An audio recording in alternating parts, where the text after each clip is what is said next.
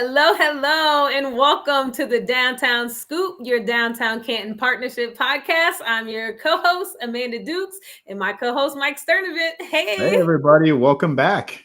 So, Mike, are you pretty pumped about today's guest? Because I'm I excited am. about this episode. Listen, I am pumped about today's guest because when we were talking about in our initial meetings, we're doing a downtown Canton theme podcast. There's no way that we could do that without having the next guest on because she is Mrs. Downtown Canton. Like anybody that's in downtown Canton knows who this person is. She's an icon of the area. She's a connoisseur of downtown. We're hyping her up, but we're going to find out very quickly why that is because anybody's familiar with downtown and one of the historic, not in the most historic landmarks in downtown in all of Stark County Yes. is what we're talking about. It may or may not be behind me, maybe right here. I don't know. I'm not sure.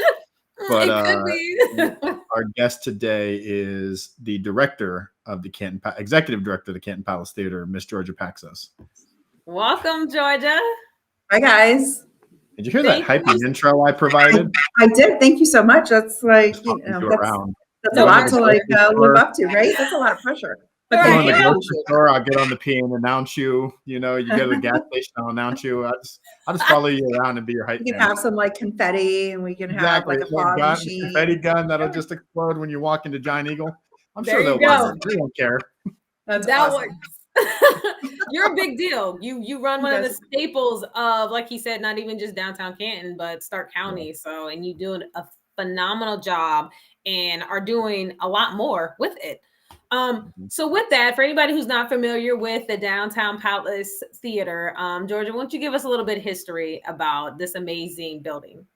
Sure. So while you guys are giving me all the credit, I am one of many that make sure that this facility operates as well as it does. And Mike is on our board, and I have an amazing staff, and I have an amazing board, and amazing bunch of volunteers here at the Palace that help me to do what I do here. So the Palace itself is almost 100 years old. It opened November 22nd, 1926, and it opened as a vaudeville movie theater. So vaudeville was a kind of entertainment that had a variety of performers on a stage. And so you could come to the Palace Theater in 1926 for 5 cents, and you could stay all day. And you would see comedians and jugglers and dancers, and you would listen to the Canton Palace Theatre house band. And then that was the entertainment that, you had in 1926. And then came the silent films, and then came the talking films. And then the theater was privately owned from 1926 to 1976, when unfortunately it closed on its 50th anniversary. Downtown wasn't as awesome as it is now, or as it was in the early 20s and 30s. And so with that kind of downtown diminishing in attendance, the Palace Theater closed on its 50th anniversary and stayed closed for about 4 years. And then a group of local business people and the Canton JCs at the time, they went to the city and asked for some time to figure out how to reopen the theater and how to manage the theater. And at that time, in 1926, when the theater first opened, there were 7 other theaters similar to the Palace in various sizes in downtown, from 30th Street down to Duber and East Tusk, and 2 directly across the street from where the Palace is today. And in 1976, we were the only one left. So there had been a lot of change.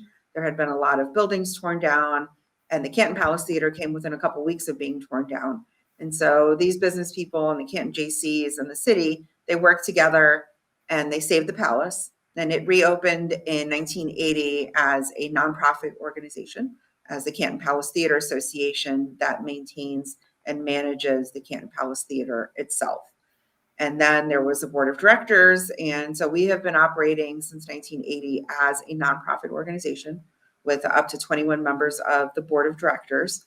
There are currently 4 full-time staff people, about 3 part-timers, and then about 150 volunteers that we desperately need and appreciate. And they do so much for the Palace. And, as a nonprofit, we couldn't afford to pay staff to do all that our volunteers do. So without those volunteers, the Palace wouldn't be where it is today. And we're always taking new volunteers as well. So that's just kind of a brief history of the Palace, some tidbits of history, some things that may show up on Jeopardy or a local Jeopardy version. The gentleman that gave the money to build the Canton Palace Theatre, his name was Harry Harper Inc., and he gave $1 million in 1926 to build this facility. And at that time, the Canton Palace Theatre was the most expensive theater built at that time. So we were known as the $1 Million Palace. So when you come here for a movie and you get a movie ticket from our original movie box office, on the ticket, it still says $1 Million Palace. There is only one, or I guess two, items of recognition of Harry Harper Inc. in this building. Unfortunately, he passed away before the theater opened, so he never got to see this facility open that he gave his money for. And John Eberson is the architect, and he did all of the atmospheric theaters, which we are all across the country. And he went to the Inc. family and asked what type of recognition did they want of him in the building, and they didn't want any. But it was such a significant investment that John Eberson decided to put 2 giraffes in the building. And the giraffes are important because Harry Harper Inc. made his fortune selling tonsilline throat medication. And he was a marketing genius at the time. He marketed in a giraffe bottle, because if you could cure a giraffe's sore throats, you could cure anybody's sore throat.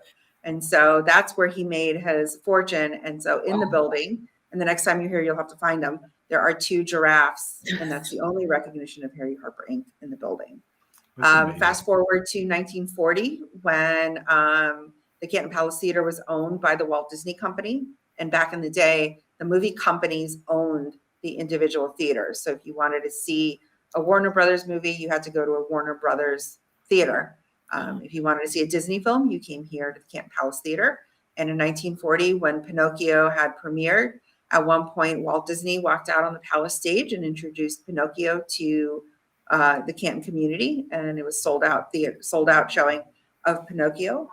But the longest running movie to ever play at the Palace was The Sound of Music, and it played for 42 weeks, 7 days a week for 42 weeks. So imagine, like, that would never happen today. Like, it would just never. It would, it would go to streaming within, a month. They didn't have that social media attention span we all have. Correct. So 42 weeks, the same movie, 7 days a week. And I always think about the projectionist that had to be in the projection booth at that time, that he watched the same movie for 42 weeks, 7 days a week. He probably really doesn't like that movie.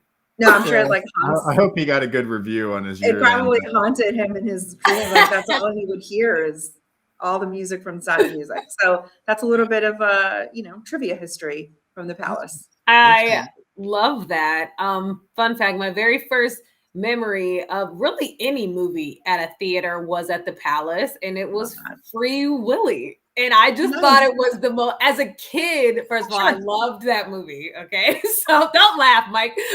I just think of the Michael Jackson movie where he's standing in the water on the stones and Free Willy jumps over him. That plays at the end of it. Yeah, my mind went right there. But seriously, like, that's my very first memory of any movie was at the Palace. And it's because it was such an impact as a child. When you walk in and there are stars inside of a building, I just thought I was the most magical place ever. I had never been to Disney at this point. So that was like, wow, this, to me, it was like walking into a movie. Places that you see when you watch a movie. It was a beautiful place. It was just it was just magical. Like, you didn't get that at that time. So I love that you gave the history of it, because it really does feel good. I've had people recently who come from out of town, and they just live in Akron, and they came to the Palace and they were like, this is really nice. Like, this is really amazing. It's an incredible place.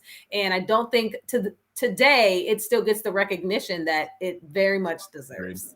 Well, I love that story. And I didn't grow up in Canton. I'm not originally from here. And I quickly learned when I started here, there's definitely an emotional connection to this facility and this building. And I love that, one of your first movie memories was here at the Palace. And that's something, it's a core memory. You're going to remember that forever. And that's part of, I think, the motivation that I have to make sure that we're doing things and we're bringing in the community to see events here at the Palace, because I want those core memories to be of the Palace. And yes, even though, and you take for granted kind of what's readily available to you. I grew up in Washington, D.C., and there's, all the museums and there's all that stuff, but they were always there. So you're just like, yeah, it's there. It's, it's whatever. So that's kind of, we take that on because it's always there until, unfortunately the other theaters that were not here. So I love that I'm a caretaker of this facility, but I love the stories and that I hear from the community about their experience here.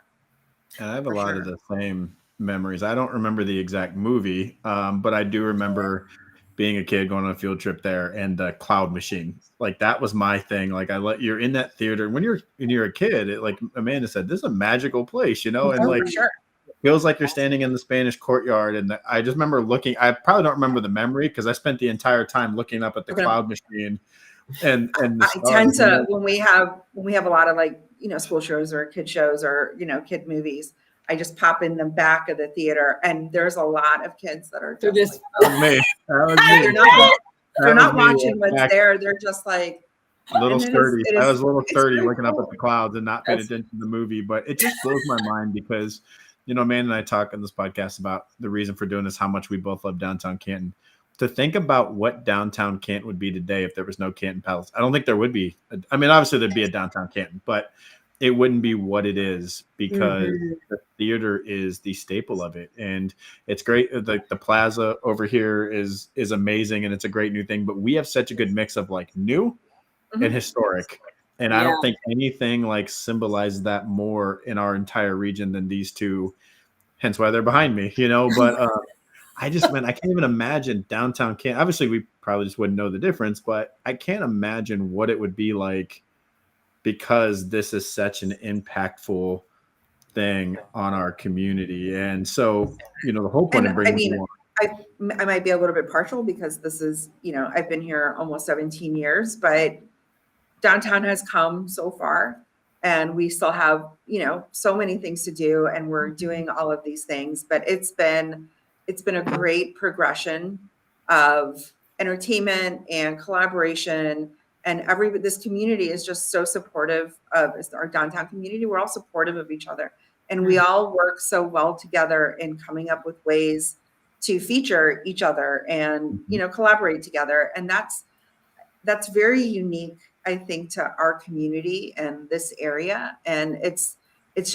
made doing what I do so much easier because I know I have all of these cheerleaders supporting what we do here, but there's other entertainment options. And, you've got the Oracle and you've got the Cultural Center and you've got Centennial Plaza, and the Civic Center. I mean, there's so much room for all of us here because we all have our different, unique environment. It's a unique experience in any of those venues.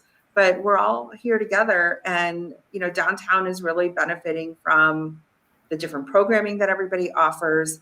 And we have such a walkable downtown and we have amazing restaurants and it's like the complete package. And so when people come from out of town, they're like, oh, this is awesome. Like, and you can park once and you can just walk around and there's just a lot to see and do. And I'm glad you guys are doing this podcast to kind of focus on just the core of downtown. So not just for, the tourists, but even the locals. Sometimes you have to, get reacquainted with your town and your downtown for sure. Absolutely. Well, and talking about blending the old and the new together and the collaboration, the big thing that we brought you on to talk about is the fourth year of an event that has come. It's hard to believe it's been 4 years already. But, one of the things talking about, you have an interesting story, and this will probably be for another podcast because we talk about this for hours of how the Palace survived 2020 and everything that happened in there. You had to kind of go outside of the Palace. You did some great creative things with drive-in movies and things. But I don't know if that's what spurned this idea or if it was something else. But tell us a little bit about, you're kind of taking your entertainment outside of the Palace and down the street to the Plaza. So tell us a little bit about what you have coming up, when it's launching, and some of the collaborations that are kind of involved in that. Yeah, so it did kind of come out of a COVID area when we knew we needed to continue doing programming to stay relevant. And so that everybody knew we were still here. We hadn't closed and everybody was fine. So we started a downtown drive-in the summer of 2020. And we quickly realized that there was definitely an appetite for outdoor movies. A lot of places were doing outdoor movies.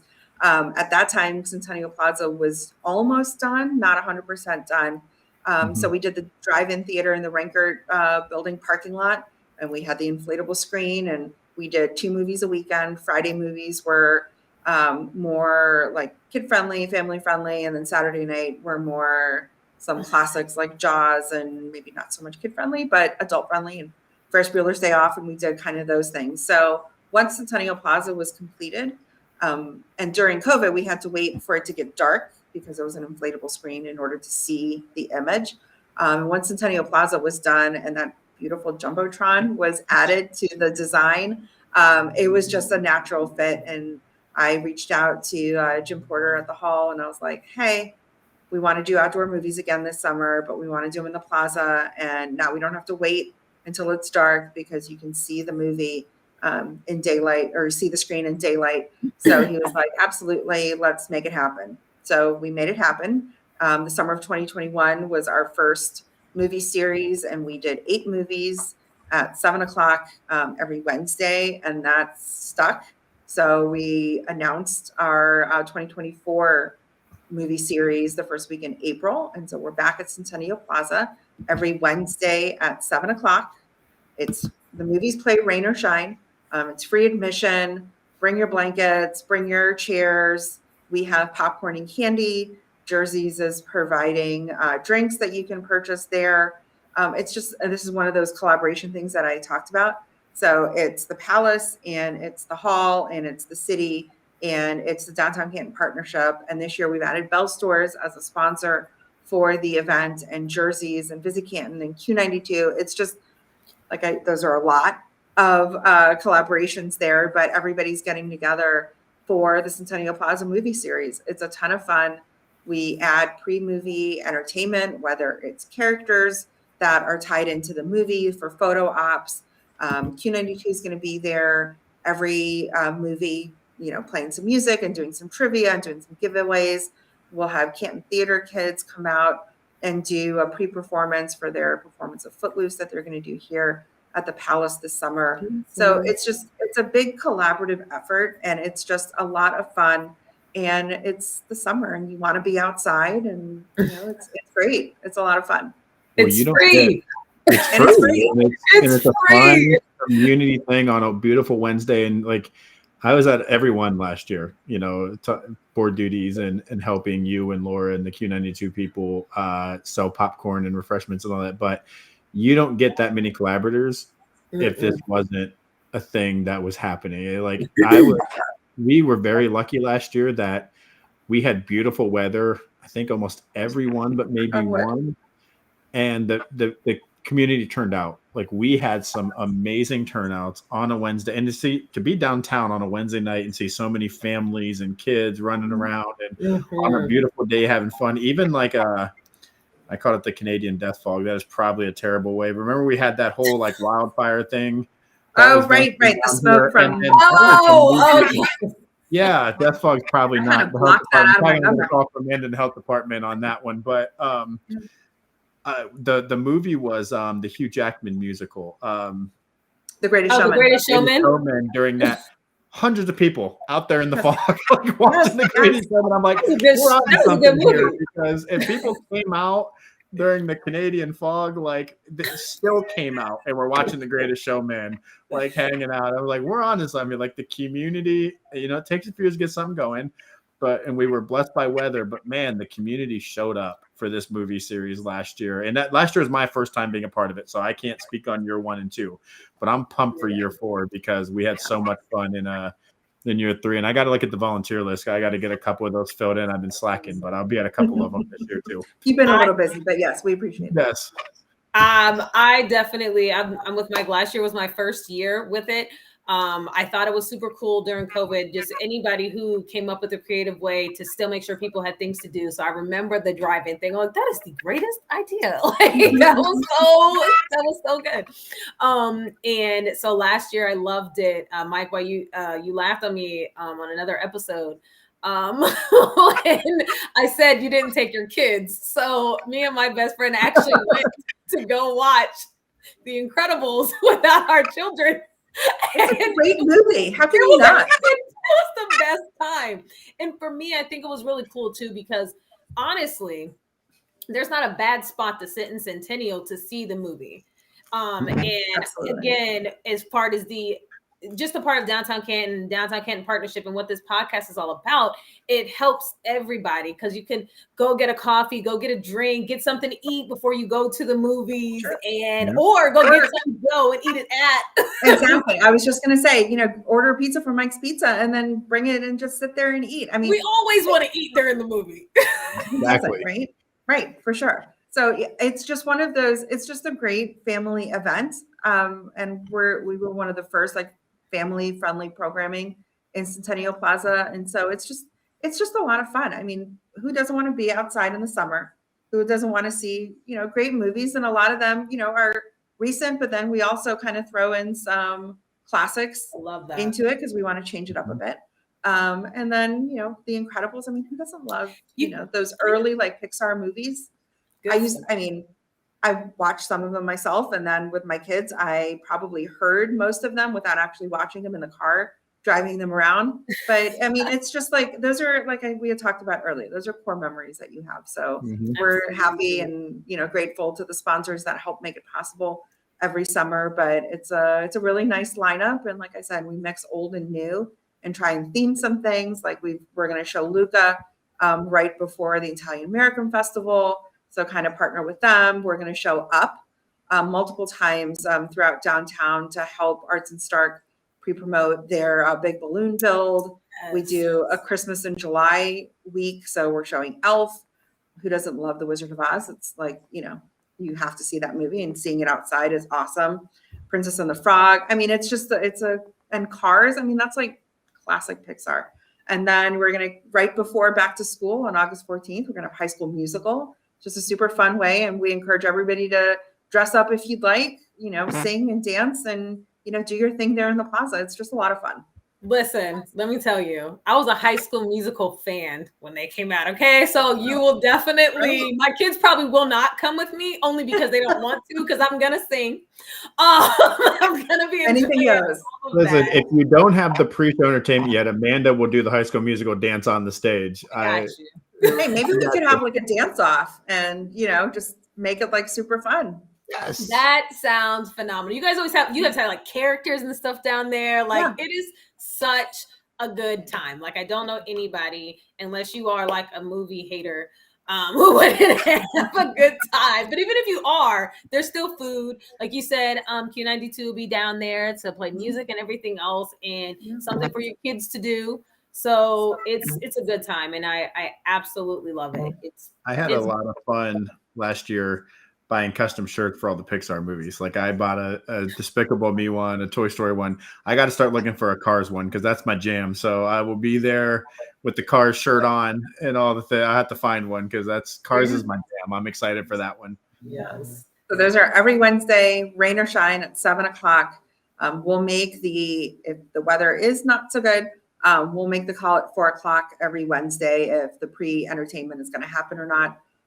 It's usually, one of those hit or miss things. Sometimes there's a weather bubble over Stark County. And so we're constantly refreshing the radar on our phones to see, but the movie will play rain or shine. And it's just, like I said, it's just a lot of fun and it's free. Come enjoy, patronize downtown, get your dinner, get your snacks, and just come and enjoy. Well, as much as we love the Centennial movies, and again, it's just a thing for me why I love the Plaza so much, because when the city decided to make that investment in Centennial Plaza, it was meant to be a special thing for the community, right? It wasn't with selling tickets in mind or all those things. It was meant to be a thing the community could enjoy, and this movie night plays right into that. But you are still the Palace Theater, and you still have a historic theater. So you do so much more in the summer than just the summer movie nights. You do a lot of family friendly things inside the theater as well, both. And this is one of the things I love with kind of my work background, both for families, but as well as families who may have special needs, children, or family members. So can you talk a little bit about other things you have going on this summer inside of the theater, in addition to the outside Centennial series? Sure. So we have been doing the Summer Kids Movie Series every Monday at 1:00 for the last 20, I believe this is year 22. So it's every Monday at 1:00, obviously rain or shine because it's indoors with lots of AC for everybody. And those are family-friendly movies at 1:00. Admission is just $2 per person. And it's a great lineup, and it's 8 weeks, kicking it off, as it says here, June 17th through August 5th. And again, it's a variety of movies that appeal to everybody. Some classics, and again, Christmas in July with Home Alone, and then we're going to show Up again inside to help with a big balloon build. So this is just a great opportunity to, if it's like super hot, like sometimes it is in the summer, get out and come inside, enjoy some AC, enjoy some great Palace popcorn, candy, and enjoy a great movie for $2 every Monday at 1:00. And so that series was so popular. But we started having some conversations in the community, and it's something that I really wanted to do because I know there's families that can't go to a mainstream movie theater because they have a kid with special needs, or there's an adult with special needs that wants to enjoy a movie with their family, but they can't. It's too loud. The dark, triggers some things. So we worked with the Love Andrew Autism Foundation to come up with what is it that we need to do in the building to change the environment of the theater. Obviously, we can't change the physical structure, but what can we do to tailor the environment to those kids and adults with sensory processing disorders? And so we came up with Sensory Cinema. So that is we started in 2017. We had to take a couple years off because of COVID. But we came back in 2022 with the Sensory Cinema series, and it's been going ever since. So it's every Monday at 6:30. Doors open at 6. Admission, again, is just $2. And the way that we change the environment is we leave the lights on. We turn the movie sound down because sometimes the movie sound is very triggering and it's too loud. And depending on the movie, sometimes it gets really loud and sometimes it softens up a little bit. So we even that out, and we offer dietary sensitive offerings in the concession stand. So you're going to have dairy-free, nut-free candy. You're going to have Skinny Pop that's not, a regular popcorn. And then you're also going to have some seltzer waters so that it's still the fizzy part, but it's not the pop that's coming out of the fountain. And we found that some kids and adults, they need those type of things to make it a more enjoyable experience. And it really is a judge-free zone. Whatever happens, happens.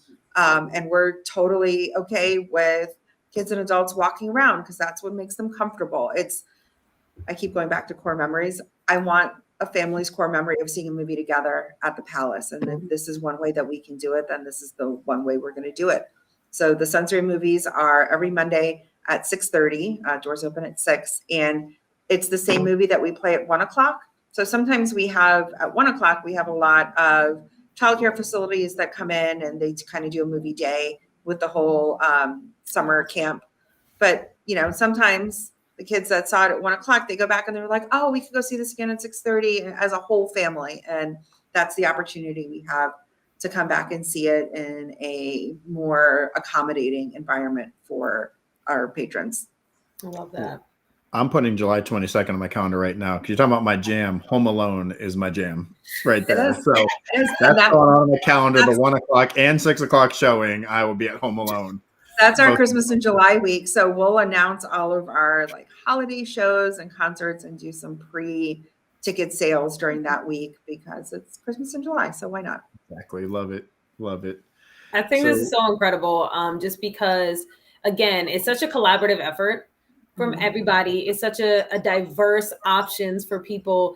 And it's like you can tell there's a heart into it. Like you said, you want to be a part of those core memories. And again, for Canton, it is a gem. It's just something here. And I really appreciate those who are coming together that it matters to them. Like you're like, no, I want this to be a part of other people's core memories, not that, oh, this is a job and this is what I do. It's like, no, this matters. And that's one of my favorite things about doing this podcast is people really get to see that, because people need proof. And I'm like, yeah, sure, they care. But I'm like, no, here, listen, let me show you. This is what they're doing. This is the intention. And so I just think that is absolutely beautiful. And I appreciate all of that you're not just settling for, hey, this is a movie theater or a stage that has shows and things. No, we're here to make things matter for all people involved. I don't think you can walk into this building and not almost immediately feel a sense of, okay, this has to stay around. This has to be available to others to come and, witness. So it's not, and you definitely have to be passionate about it. It's an almost 100-year-old building. It's a nonprofit organization. There's all the challenges, facility challenges and operational challenges that not just me, or the Palace, other nonprofits go through the same thing. But this community loves this building and supports this building and this organization so much that it's inspiring to me. So I know that that's something that I use, I mentioned earlier, to motivate me to keep going and keep trying to diversify the offerings that we have, because we can do super high-end events and show tickets with VIPs, experiences that are $300 a person. And then we do the free movies, and then we do the $2 movies and everything in between. So Harry Harper Inc. built this building and gave the money for the community to use and to see fit, how they saw fit. And so that's what we continue to do. So we want to make sure we have everything available to everybody in our community for them to come in and fall in love with the building. Like as soon as you walk in, you're like, yep, this place is awesome. So, we want that to happen years and years from now, generations and generations to come, for sure. So, talking about future generations, and you did an amazing job at the beginning of this on filling us in on the history of the Palace and Walt Disney walking across that stage and all the giraffes and all the amazing history the Palace has. But one thing you're really working on is putting an eye to the future, because much like everybody else, you need to stay relevant. Times are changing, and they're changing with a quickness. What people are looking for. You talked about that a little bit when the Palace and the 50th anniversary, and how there was so many theaters, and then it was down to one. You've been working very diligently for quite a while on the future of the Palace, and with an eye on that 100th anniversary. So we definitely want to make sure we gave you time to talk about the 100th anniversary remodel project and what that is. So we want to give you that time to speak on that. Well, I appreciate that. It is looking to the future. And like I said, I want this facility, and the board and the community wants this facility to stay open and stay relevant and stay operational for many generations to come. And as you mentioned, and I had talked about as well, there's challenges in here. In 1926, they didn't think about an elevator because they didn't need to. Well, it's 2024, and the only way to get to the balcony right now is to walk a lot of steps. And you can't get up here with a wheelchair, and you can't get up here with a walker.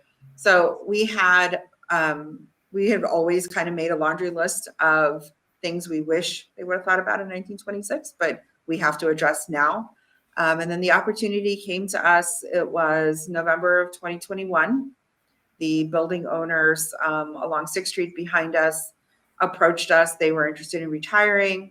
They were interested to know if we wanted to purchase the buildings. And at that time, we were just coming out of COVID. We had figured that part out, and we were coming out and starting to do programming again. And we had some serious conversations on the board level about what is it that we wanted to be.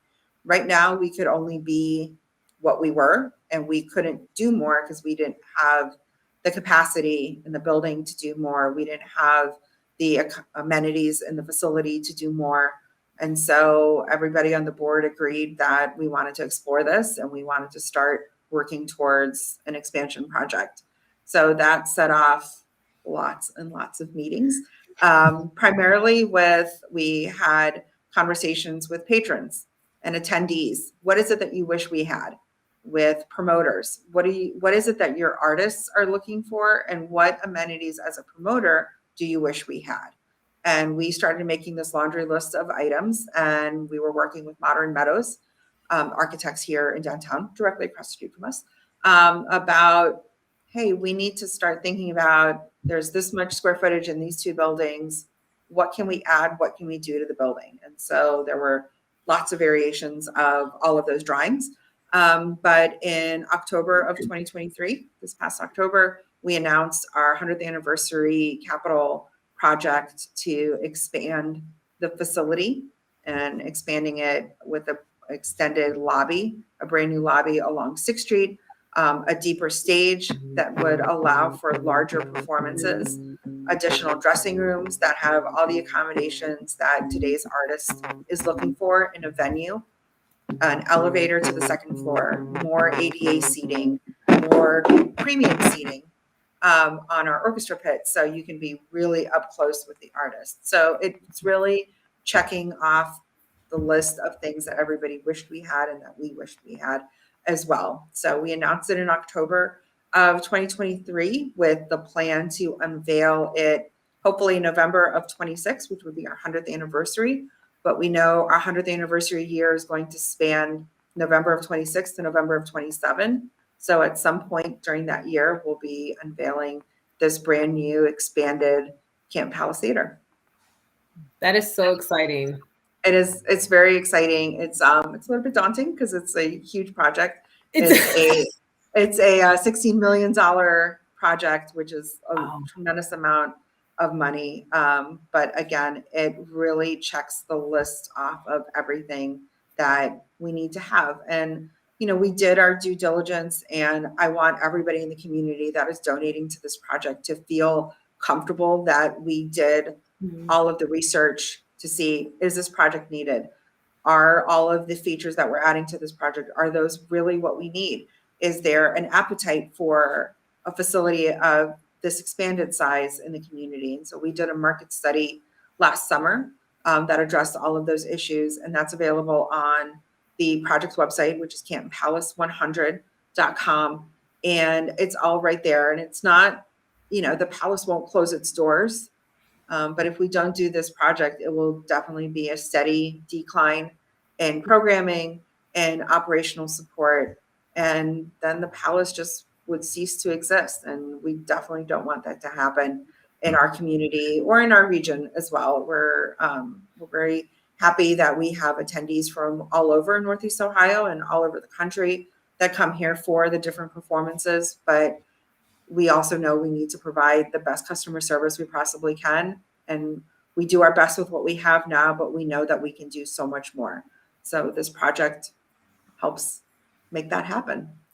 Can you toss in, this might be a little insider info, but I think you're allowed to talk about it. If not, hopefully I'm putting you on the spot. You talked about that market study. So one of the things we talk about on this podcast a lot, and we're going to talk about on this podcast a lot, is the economic development pieces. We're bringing Jonathan on a future episode on First Friday to talk about the economic development we had Courtney Halter on to talk about that. The economic development that this remodel project is going to have on the community. Can you talk a little bit about what that projection is going to be? Sure. So right now, with our attendance figures for the year and, the frequency of events that we have, we calculate based on local attendees and then out of county, and then how far from out of county they're traveling. Our economic impact right now is just under $3 million, which is, it's great. But once we expand and the additional frequency of events and the kinds of events that we're going to be able to bring in now, because we're going to have all the amenities that everybody is looking for, attendee and artist and promoter, that's going to shoot up to at least $9 million a year to our community. So that's people buying the ticket here for the event, going out to dinner, going shopping, staying overnight at the DoubleTree, and eventually at the Marriott. And so that's right. And so it's like, we want to make sure that we have our facility ready when all of these other projects in our community come online. And again, it's that collaborative effort to make sure we have the amenities and we have the entertainment and we have the opportunities for tourists to come and visit and locals to come back downtown and visit. So that economic impact is significant, and we know that we can make it happen.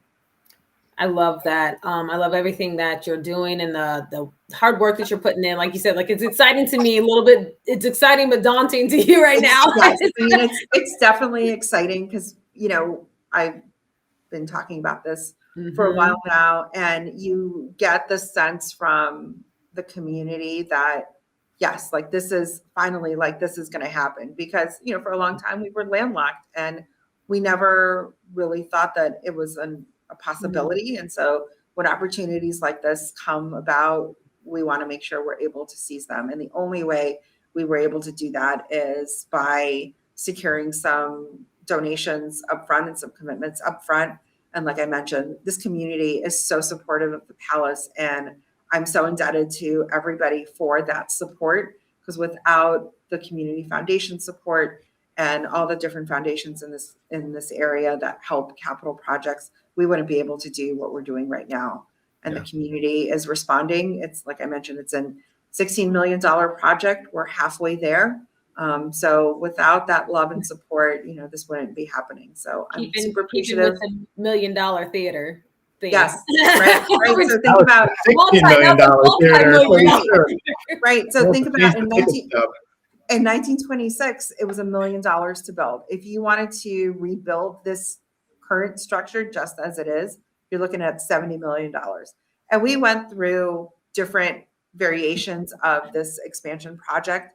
We had one that was like our total pie in the sky, that when we were ready to get the final budget for all the different versions, that pie in the sky was over $20 million. And it was, okay, so maybe not $20 million. So we had a middle of the road that ends up being $16 million. So it has all of the basics, all of the desperately needed, and a lot of the project is desperately needed, with some of the, you know, features that we know everybody's really going to enjoy. So anybody in the community who might be watching this, if you know any cough syrup makers who want to continue on the legacy, holler at Georgia Paxos. We'll put a giraffe in the rafters for your logo. Here's another tidbit on that tonsilline. It was 5% alcohol. So when you gave it to the kids, the toddlers, they just went to bed. 1926 was a different time. You know, exactly. That's why it worked so well. You know, I love this because, you know, Amanda and I both shared memories that we had in our childhood and how important the Palace was to that. Obviously, year 100s in 4 years, we're going to get to that. But this remodel project ensures that the Palace will hit year 200, and that lots of families and kids, after we're long gone, will still get to have those memories and that thing. So this is a thing for us to enjoy as a community now, but it's putting in the work to make sure that 2, 3, 4 generations from now, they get to have those same memories that we had. And that is, in my opinion, why this is so important. It's leaving that legacy, the legacy that the Palace already has, just taking that legacy to another level for the next century. And I just think that's amazing. That's incredible. Thank you so much, Georgia, for joining us today and sharing everything that's currently happening. We look forward to updates and for sure play-by-play of what's going on. So, and definitely you'll be seeing us at the movies. I'll see you guys there. I'm excited too, for sure. We're really excited to, you know, feature future Palace shows on our podcast, and so you're going to be sick of us by the end, because you're going to be seeing these faces. Not at all. Already sick of you, Mike. And I just, it kind of is at this point, but you can't be sick of Amanda, so we make a good team. I'm happy to talk about the Palace whenever I can.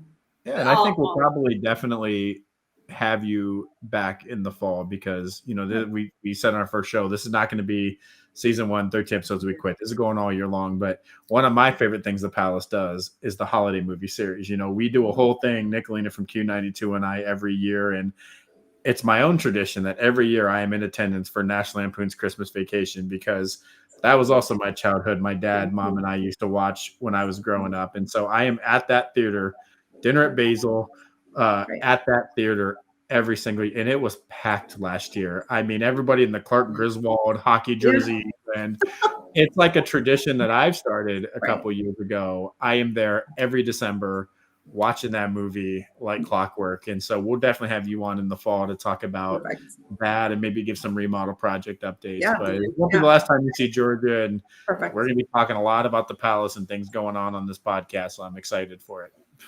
Me too. Me too. Thank you guys so much for having me. I really appreciate it. Thank you, Georgia. All right. Another one in the books. So fun. Oh my gosh, I'm so excited. I'm No, like ready for these movies is like my biggest thing. Podcast game. I know, right? Like, I think we're just making ourselves excited at this point. Like, exactly. We just humor ourselves. But the summer movies, man, at the Plaza, it's such an amazing thing for the community. And like I said, the turnout last year was fantastic. And yeah, and this year's going to be even better. Yes, you see absolutely. The more sponsors, they got more sponsors and like that. That's what it's all about. It's the growth, it's the continuation, and more people seeing it. Because like we started off by saying, if you don't know, if you don't have anything to do in Canton, it's just simply because you don't know. And that's one of the hearts behind this podcast is we're here so you can find out. So you can know, like, hey, there are options, there are things for everybody and anything to come and enjoy and be and do, and just get out of the house and do something. We sat in the house enough in 2020. Okay. We are making up still living our best lives all these years later. The thing I love about this, though, is we talked about a little bit on our first episode with Courtney about companies investing in downtown Canton. When you look at that list, the Pro Football Hall of Fame, Bell Stores, you know, these are companies like Bell Stores, especially, there's no Bell Store in downtown Canton, right? They're in Stark County, but they're seeing what's going on here, and they're seeing what the Palace said, you know what, we need to get invested in that. We need to get our name on that and involved in that. So again, if you're not excited about all the things happening in downtown, something's wrong with you, because people are taking notice, right? So if you're not, you're missing, because there's a lot of amazing things happening, and a lot of people are taking notice. So come on down and find out why people are noticing and investing in downtown Canton. Yes. And or just tune in to the podcast every other week, because we're bringing you all the news. So absolutely. Tune into the podcast. And as always, make sure you follow us on our Facebook page, Downtown Canton Partnership, on Instagram and Facebook. I'll change that eventually. And make sure you subscribe to our YouTube channel as well, so you can get notifications when we post a new podcast or some of our mini scoops that we're excited to bring you guys as we attend is the word I was looking for, as we attend local events and give you guys kind of behind the scene access to some stuff as well. Thank you guys, and we look forward to seeing you guys next time. Bye.